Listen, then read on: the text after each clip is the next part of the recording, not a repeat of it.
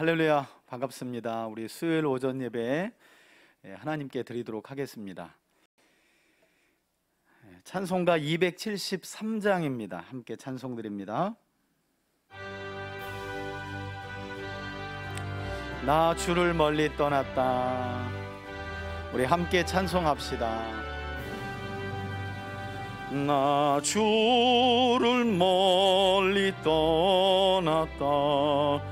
이제 옵니다. 나 죄의 길에 시달려 주여 옵니다. 나 이제 왔으니 내 집을 찾아 주여 나를 받으사 맞아주소서. 그 귀한 세월 보내고 이제 옵니다. 나 뉘우치는 눈물로 주여 옵니다. 나 이제 왔으니 내 집을 찾아 주여 나를 받으사 맞아주소서. 나 죄에 매여 고달파 이제 옵니다. 주 크신 사랑 받고자 주여 옵니다. 나 이제 왔으니 내 집을 찾아 주여 나를 받으사 맞아주소서. 이 병든 마음을 고치려 이제 옵니다. 큰 힘과 소망 바라고 주여 옵니다. 나 이제 왔으니 내 집을 찾아 주여 나를 받으사 맞아주소서. 나 바랄 것이 무언가 우리 주 예수 날 위해 죽임 당하심 믿고 옵니다. 아멘. 나 이제 왔으니 내 집을 찾아 주여 나를 받으사 맞아주소서.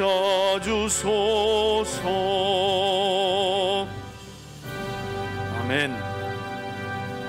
292장 한 장도 찬송 드립니다. 주 없이 살 수 없네. 주 없이 살 수 없네. 죄인의 구주여 그 귀한 보배 피로 날 구속하소서. 구주의 사랑으로 흘리신 보혈이 내 소망 나의 위로 내 영광 됩니다. 주 없이 살 수 없네. 나 자 못서리 힘없고 부족하며 지혜도 없도다. 내 주는 나의 생명 또 나의 힘이라. 주님을 의지하여 지혜를 얻으리. 주 없이 살 수 없네. 내 주는 하신다. 내 영의 깊은 간구 마음의 소원은 주밖에 나의 마음 네가 알아주리요. 내 마음 위로하사 평온케 가시네. 주 없이 살 수 없네. 세월이 흐르고 이 깊은 고독 속에 내 생명 끝나도 사나운 풍랑일 때 날 지켜주시니 내 곁에 계신 주님 늘 힘이 됩니다. 아멘. 오늘 우리가 함께 나눌 하나님의 말씀은 누가복음 19장 1절에서 10절까지의 말씀입니다. 함께 천천히 읽겠습니다. 예수께서 여리고로 들어가 지나가시더라. 삭개오라 이름하는 자가 있으니 세리장이요 또한 부자라. 그가 예수께서 어떤 사람인가 하여 보고자 하되 키가 작고 사람이 많아 할 수 없어 앞으로 달려가서 보기 위하여 돌 무화과 나무 위에 올라가니 이는 예수께서 그리로 지나가시게 되밀어라. 예수께서 그곳에 이르사 쳐다보시고 이르시되 삭개오야 속히 내려오라. 내가 오늘 내 집에 유하여 하겠다 하시니 급히 내려와 즐거워하며 영접하거늘 무사람이 보고 수군거려 이르되 저가 죄인의 집에 유하러 들어갔도다 하더라. 삭개오가 서서 주께 여짜오되 주여 보시옵소서. 내가 소유의 절반을 가난한 자들에게 주겠사오며 만일 누구의 것을 속여 빼앗은 일이 있으면 내 갑절이나 갚겠나이다. 예수께서 이르시되 오늘 구원이 이 집에 이르렀으니 이 사람도 아브라함의 자손이미로다. 인자가 온 것은 잃어버린 자를 찾아 구원하려 함이니라. 아멘. 아멘. 예, 할렐루야. 예, 벌써 하나님의 사람들 신약 성경 안에서 22번째 시간입니다. 예, 오늘 우리가 신약 성경 안에서 22번째로 함께 살펴볼 성경의 인물은 한번 따라합시다. 세리장 삭개오. 예, 세리장 삭개오에 대한 말씀을 오늘은 저와 여러분들이 좀 함께 나누려고 합니다. 세리장 삭개오에 대한 이야기는 여러분 복음서에 기록이 돼 있는데요. 복음서가 4권이 있잖아요.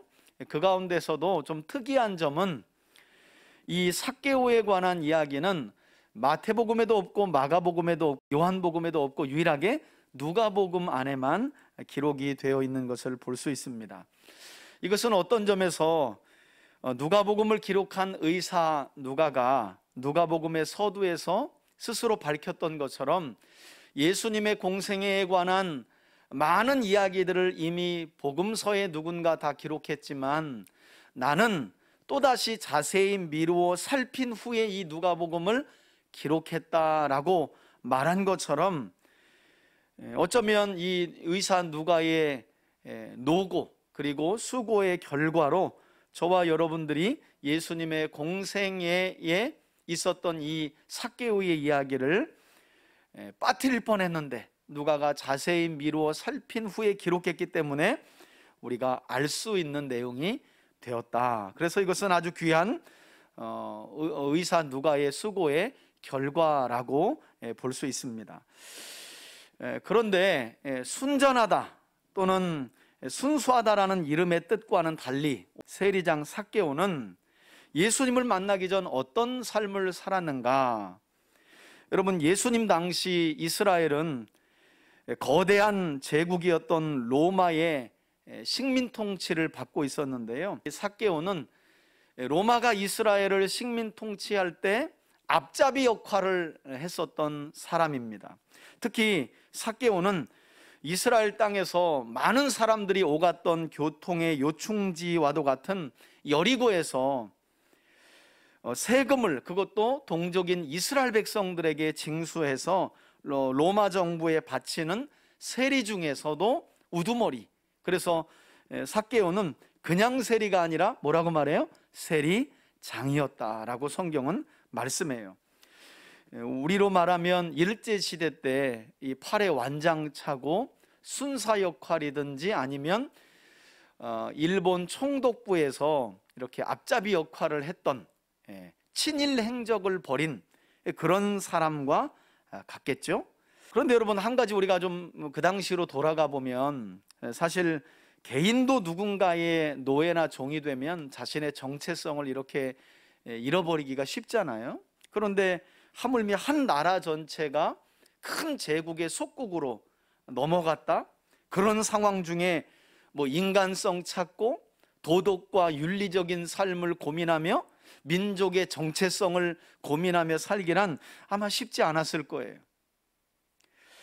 아니, 오히려 삭개오는 그런 상황을 빨리 인지하고 적응하면서 그런 상황 속에서도 출세할 길을 모색하면서 짐작컨대 아마 스스로를 계속해서 합리화시키고, 뭐 지금 상황이 이런데 나라가 로마의 식민지 통치를 받고 있는 이 마당에 내가 이스라엘 민족의 정체성을 고민한들 무슨 유익이 있고, 내가 좀 더 도덕적이고 윤리적인 삶을 살아간들 무슨 유익이 있겠는가 하고, 그냥 이런 상황 속에서도 출세할 길, 내가 돈 좀 모아서 부자로 살아가야지 하며 살지 않았을까.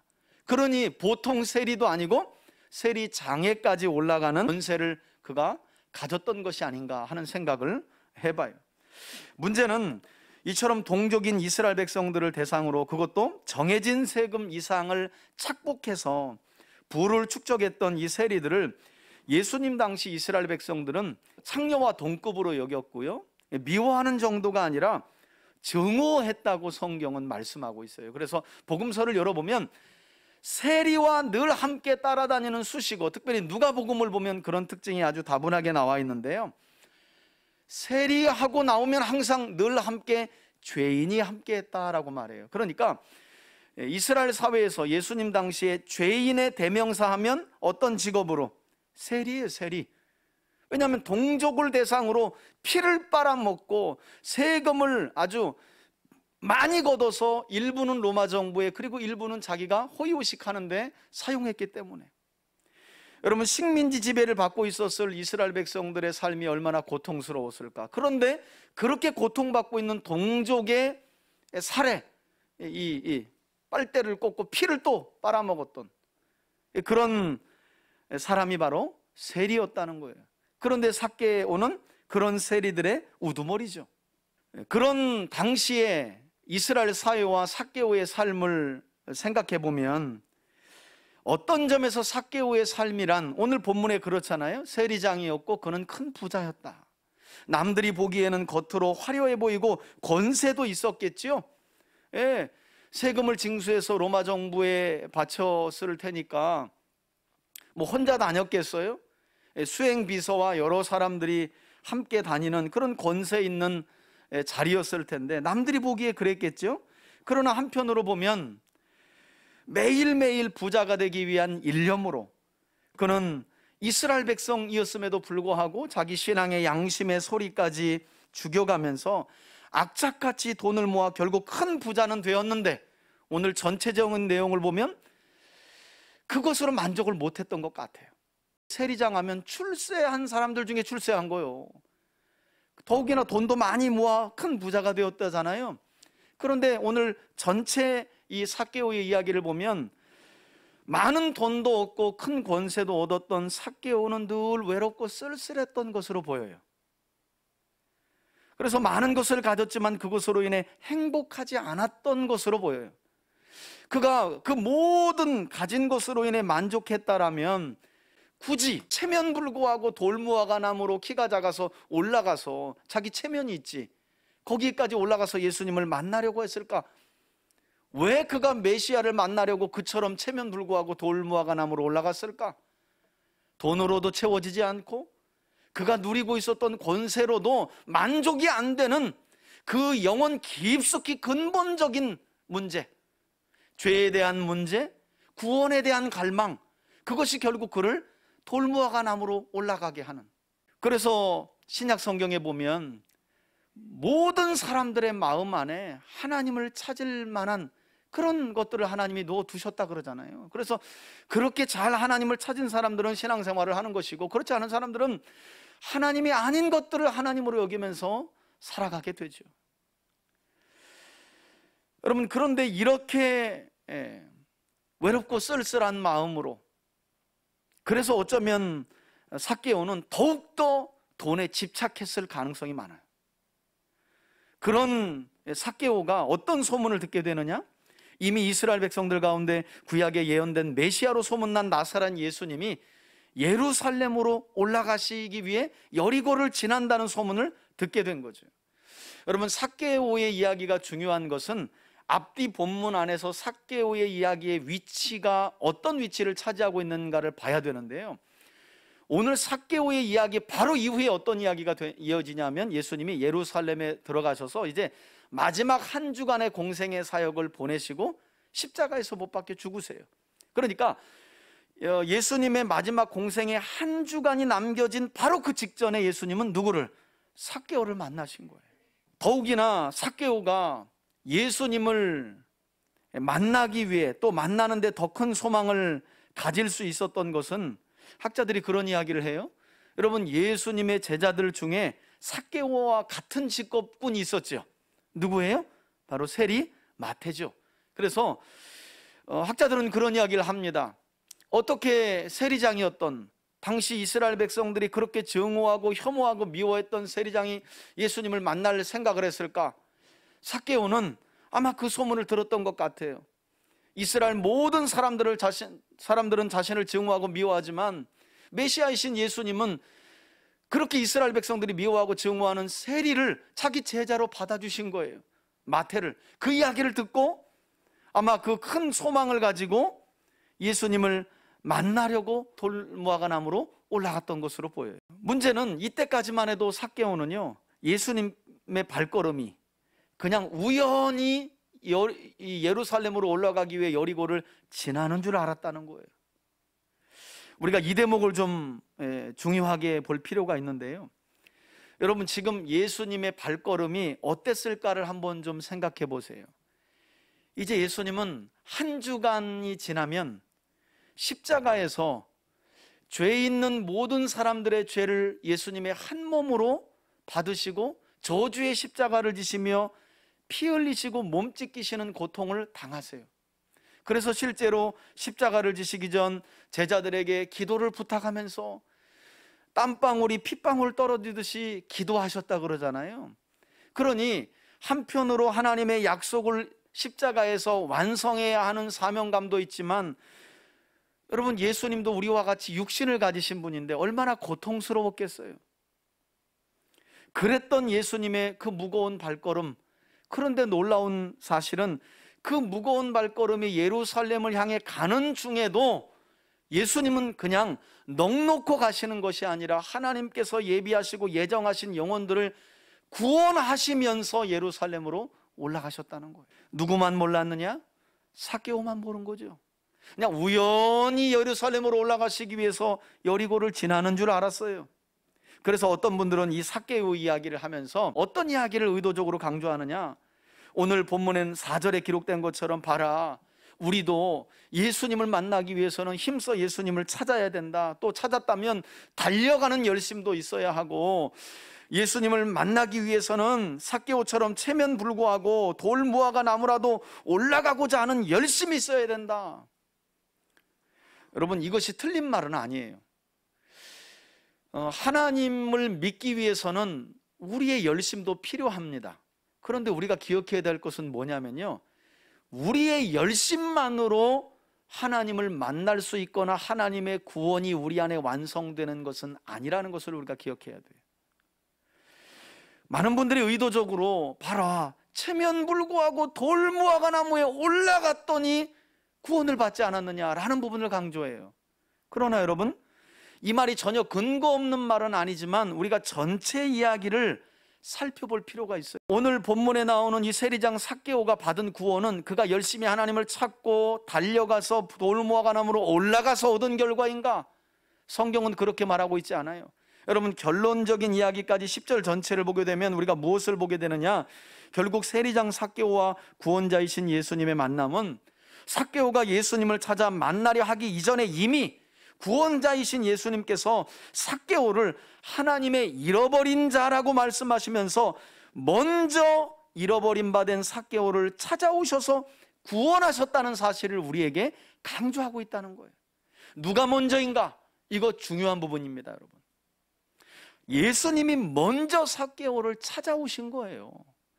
그리고 구원을 주시기 위해 그 안에 세상 권세와 돈으로도 만족하지 못하는 그 마음에 구원에 대한 열망을 불어넣어 주셔서 마침내 돌무화과 나무 위에까지 올라가게 하시고 예수님과 눈을 마주치며 마침내 하나님의 구원의 계획이 이루어진 거죠. 그래서 사도 요한은 요한일서 4장 19절 말씀을 통해 이와 같은 진리를 초대교회 성도들에게 어떻게 아주 단순하게 설명을 했느냐, 우리 앞에 보시고 함께 한번 읽어볼까요? 함께 읽습니다. 시작. 우리가 사랑함은 그가 먼저 우리를 사랑하셨습니다. 여러분, 여기서 말하는 그는 누구일까요? 하나님이죠. 하나님, 예수님. 우리가 하나님을 사랑하게 된 데에는 우리의 의지도 있지요. 하나님의 부르심에 대한 소능도 있습니다. 그러나 그 이전에 먼저 우리를 하나님이 어떻게 하셨다는 거예요? 사랑하셨기 때문에 가능한 거예요. 먼저 우리를 부르시고 하나님이 누구이신지를 깨닫게 하시고 우리의 죄를 발견하게 하시고 죄인은 영원한 사망에 처할 수밖에 없다는 하나님의 심판을 받아들여서 그 심판의 해결인 그리스도이신 구세주를 믿게끔 하시는 하나님의 먼저 사랑, 그게 있었기 때문에 가능했다라는 거죠. 그러니 비록 삭개오가 예수님에 관한 소문을 듣고 또 앞으로 달려가 열심히 나무에까지 올라가 예수님을 찾았지만 이것은 어디까지나 우리 예수님께서 삭개오를 먼저 사랑하셨기 때문이라는 거예요. 중요한 사실은 동일한 그 먼저 사랑의 은혜로 저와 여러분들 역시 죄로 인해 하나님과의 관계가 끊어지고 잃어버린 바 된 영혼이었다가 예수님께서 우리를 먼저 사랑하시고 찾아오셔서 구원하여 주심으로 인하여 영적인 아브라함의 후손이 된 줄 믿으시길 바랍니다. 이 은혜가 있는 거예요. 그러니 우리가 믿음 생활을 하면서 무언가 우리 열심으로 할 때 우리 스스로를 드러낼 이유가 없는 거죠. 항상 하나님께서 먼저 사랑하시고 먼저 그 일을 감당할 만한 은혜를 주시고 능력을 주시고 힘을 주시고 지혜를 주시기 때문에 우리가 그 모든 일을 감당하고 있기 때문에. 아니나 다를까 오늘 본문 5절을 보면 돌무화과 나무에 올라가 있는 삭개오를 예수님이 먼저 알아보시죠. 삭개오야 하고 먼저 부르시잖아요. 삭개오가 올라가서 예수님 하고 먼저 부른 게 아니라 예수님이 돌무화과 나무 위에 올라가 있는 삭개오를 먼저 부르시면서 뭐라고 말씀하세요? 내가 지금 한 주 이후면 십자가에 못 박혀 죽어 하나님의 구원을 완성해야 하지만 하나님의 구원 안에 작정된 너를 구원하기 위해 내가 오늘 너의 집에 유하여야겠다. 예수님이 이렇게 말씀하세요. 여러분, 지금 전체 본문을 보면 우리의 눈에 들어오는 것은 삭개오가 예수님을 자기 집에 초청하는 내용만 보이죠. 그죠? 급히 내려와서 기쁘게 예수님을 영접했대잖아요. 그런데 우리가 기억해야 할 것은 누가 먼저 초청한 거예요? 삭개오가 예수님을 초청한 거예요? 예수님이 삭개오를 하나님의 나라로 먼저 초청한 거예요? 맞아요. 여러분, 예수님이 삭개오를 먼저 부르시고요 하나님 나라에 초청한 줄 믿습니다. 이게 먼저라는 거예요. 그러니 예루살렘으로 올라가시며 여리고를 지나셨던 예수님의 이 발걸음은 결단코 우연히 일어난 일이 아니라는 거죠. 여러분 한번 돌아보세요. 언제 어떻게 복음을 받아들이시고 지금까지 신앙생활을 해오셨나요? 순간 스쳐가는 누군가의 전도지에, 아니면 계속해서 반복적으로 예수님 믿어 우리 교회 나가자 하는 누군가의 전도를 통해? 여러분, 우연은 없다는 거예요. 하나님이 삭개오를 예수님을 통해 먼저 찾아가셔서 그의 이름을 부르고 하나님 나라로 그를 먼저 초청하신 것처럼 동일한 먼저 사랑의 은혜로 우리를 찾아오셔서 우리를 하나님 나라로 초청해 주셨고, 그래서 우리가 구원받은 하나님의 자녀로 지금 살아가게 되었다는 거죠. 흥미로운 사실은 제가 생각을 해보니까, 아니, 삭개오야 내려와라, 내가 오늘 너희 집에 유의해야겠다. 삭개오가 급히 내려가 기쁘게 예수님을 영접하여 들어가서 식사라도 뭐 드시고 아니면 그 집에 하루 머물렀다. 성경은 이렇게 끝날 것 같은데 그렇게 안 끝나요. 오히려 삭개오는 예수님이 자기 집에 머무시겠다는 말씀을 듣고 급히 내려와 즐겁게 영접하면서요, 놀랍게도 예수님 앞에 어떤 고백을 드리냐면, 여러분 8절 보세요. 느닷없이 삭개오가 예수님 앞에, 그것도 예수님이 요구한 것도 아니고 예수님이 너 이렇게 하지 않으면 너희 집에 난 안 들어가 라고 말하는 일도 없어요. 그런데 삭개오 스스로 뭐라고 하냐면, 내가 지금까지 모아놓은 모든 재산 중에 절반을 누구에게? 가난한 자들에게 나눠주겠습니다. 그리고 내가 남의 것을 토색한 것, 속여서 빼앗은 것이 있다면 율법에 따라 몇 배를 갚겠대요? 4배를 갚겠대요. 자, 여러분 앞에 한번 보실까요? 우리 앞에 보고 한번 읽어봅시다. 출애굽기 22장 1절입니다 지금 삭개오가 이 구절을 근거로 해서 예수님 앞에 제가 이렇게 하겠습니다라고 결단한 것이거든요. 함께 읽겠습니다. 시작. 사람이 소나 양을 도둑질하여 잡거나 팔면 그는 소 한 마리에 5마리로 갚고 양 한 마리에 양 몇 마리로? 4마리로 갚을지니라. 아멘. 여러분 여기서 우리가 한 가지 생각해 볼 것은요, 지금 율법에 기록된 이게 일종의 배상법이거든요. 출애굽기 22장 1절이 쭉 내오는 내용이 배상법이에요. 남에게 손해를 입히거나 남의 것을 빼앗거나 훔쳤을 때 배상하라. 소는 5마리, 양은 4마리로. 여기서 일반적으로 볼 때 남의 것을 빼앗으면 4배를 갚아야 하는 율법이 만들어지게 된 거예요. 중요한 사실은 뭐냐면, 이 배상법을 삭개오가 이미 여러분 뭐 한 거예요? 알고 있었다는 게 중요한 거예요. 지금 예수님이 야, 너 세리지? 남의 것을 토색한 일이 있지? 율법 알아 몰라? 율법에 따르면 남의 것을 빼앗거나 토색한 일이 있으면 4배 갚아야 돼. 그러니 너 이 자리에서 회개해. 이런 말이 없어요. 예수님을 만난 삭개오가 스스로 말한 거예요. 그랬다면 지금 삭개오는 이 배상법을 이미 알고 있었다는 거죠. 다만 뭐 하지 못하고 있었던 거예요? 지키지 못하고 있었어요.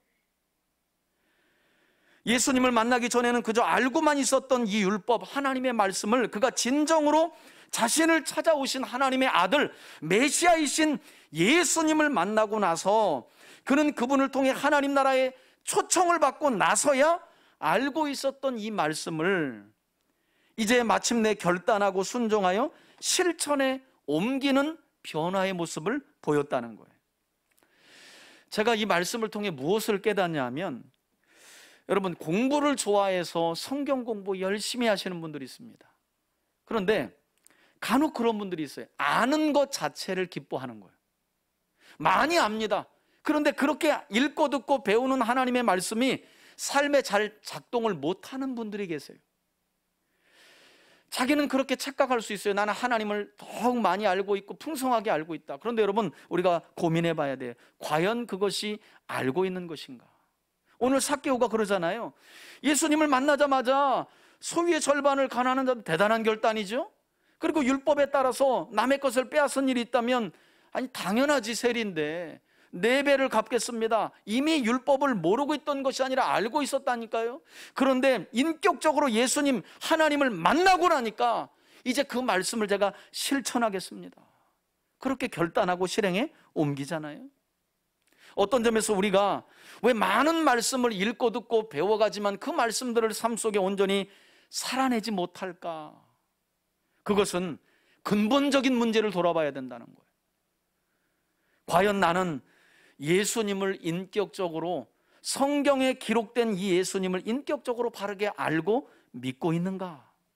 더 나아가서는 삭개오처럼 나 자신도 죄로 인해 하나님께로부터 버림받은 인생이었는데 예수 그리스도의 십자가 보혈과 그분의 은혜와 사랑으로 그분이 먼저 우리를 찾아오셔서 구원하심으로 하나님의 자녀가 되었다고 하는 이 사실을 진정으로 우리는 깊이 깨닫고 있는가? 어쩌면 그것을 온전히 믿지 못해 하나님의 말씀을 삶 속에 실천하는데 주저주저하고 있는 것은 아닌가? 왜? 이거 실천했다가는 또 이게 손해볼 것 같고, 이 말씀에 순종하자니 또 이것을 내려놔야 되고. 여러분, 삭개오의 마음이 그러지 않았을까요? 그러니 핑계대기가 너무 좋잖아요. 어차피 지금은 비상 상황 아니에요. 나라 전체가 로마에 넘어간, 그래서 모든 사람들이 그냥 불법이 일상인 거예요. 거기에 나도 조금 뭘 보태는데 그게 뭘 그렇게 나쁠까? 아마 그렇게 생각했을 수 있어요. 그러니 알고 있는 말씀이 삶 속에 작동이 안 되는 거죠. 작동하면 손해봐야 되고요, 작동하면 적게 벌어야 되는 거예요.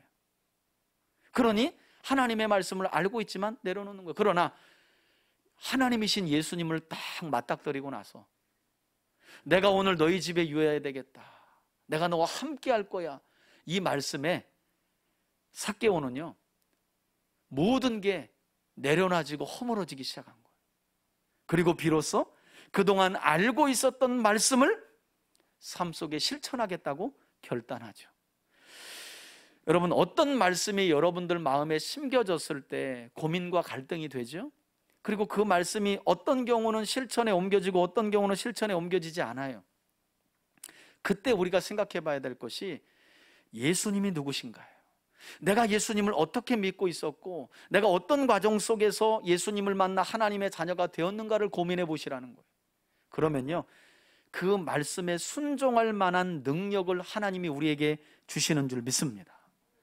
영생에 대한 소망을 통해 하나님은 이 땅에 우리가 부여잡고 있는 모든 것들을 내려놓게 하세요. 그만큼 구원은 큰 하나님의 놀라운 선물이라는 거죠. 그런 점에서 우리가 우리 스스로를 좀 돌아볼 필요가 있는 거예요. 우리도 많은 말씀을 알지만 그것들을 과연 실행에 옮기고 있는가? 삶 속에 왜 실천하지 못하고 있는가?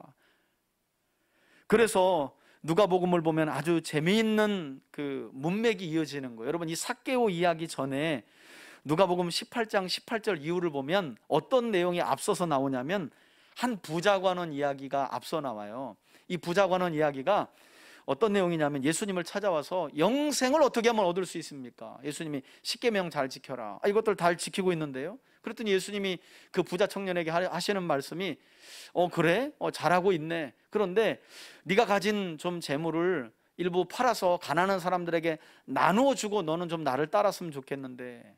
근데 이 말에 이 부자 청년이 크게 근심하면서 그냥 돌아갔다라고 설명을 해요.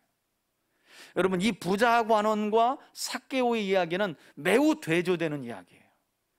똑같이 돈에 사로잡힌 인생이었어요. 그러나 한 사람은 하나님이신 예수님을 만나고도 여전히 돈에 사로잡혀서 근심하며 돌아간 관원이 있고요, 똑같이 이스라엘 사회에서 세리장이라고 하는 권세가 있었던 이 삭개오는요 하나님이신 예수님을 만나고 그 자리에서 모든 것을 내려놓고 가난한 자들에게 절반을 나눠주겠습니다, 이제 비로소 율법대로 제가 말씀대로 살겠습니다. 여러분, 어떤 사람들이 하나님의 자녀인가요? 그냥 정말 오늘날처럼 막 눈 감으세요, 당신 죄인인 거 인정하시지요? 이 시간 예수님이 당신의 마음속에 들어가십니다. 예수님을 구세주로 믿으시지요? 눈 뜨세요. 이제 당신은 하나님의 자녀가 되었습니다. 여러분, 그럼 진짜 하나님의 자녀 된 건가요? 뿅 하고 눈만 뜨면 하나님의 자녀로 되는 거예요? 아니에요. 여러분, 하나님의 자녀가 되는 것은 그렇게 눈 감고 눈 떴다고 되는 게 아니에요. 오늘 말씀을 보세요. 인격적으로 하나님이신 예수님을 만나고 이제 하나님의 말씀대로 살겠습니다 하였던 예수님이 뭐라 그래요? 네가 아브라함의 후손이다. 오늘 네 집에 구원이 임했다 라고 예수님이 말씀하시잖아요. 여러분, 뭘 지켜야 구원받는다는 말을 하는 게 아니에요. 하나님의 자녀의 정체성이 뭔가를 지금 제가 설명하는 거예요. 예수님을 믿어 하나님의 자녀가 된다는 것은요, 단순히 교회 다니는 것을 의미하지 않아요. 오히려 교회 다닌다는 것은 무엇을 의미하느냐? 하나님의 자녀가 된 내가 세상에서 어떻게 살아가야 되는지를 목사님을 통해, 말씀을 통해 배우는 과정이 신앙생활이죠. 그런 사람들을 가리켜 예수님은 끊임없이 너야말로 아브라함의 자손이고 너야말로 구원받은 하나님의 자녀라고 말씀하지 않겠어요? 전승에 따르면 삭개오는 어떤 삶을 살아가게 되었느냐? 이 전승인데요, 전승이라는 건 그냥 교회에서 계속 내려오는 이야기예요. 이 삭개오가요, 베드로의 동역자로, 이후에 베드로의 동역자로 이 사역을 하다가 나중에 가이사랴라고 하는 지역에 감독이 되었다, 기독교 지도자가 되었다라고 하는 이야기도 하나 내려오고 있고요. 심지어 어떤 이야기도 있냐면, 여러분, 가룟 유다가 예수님을 팔고 난 이후에 스스로 자살하지요. 그리고 나서 사도행전에 보면 누가 12제자 중에 한 명으로 가룟 유다를 대신하나요? 마띠아라고 하는 제자가 가룟 유다를 대신해서 12제자 안에 들어가는데, 어떤 사람들은 그런 이야기를 해요. 이 마띠아가 바로 누구다?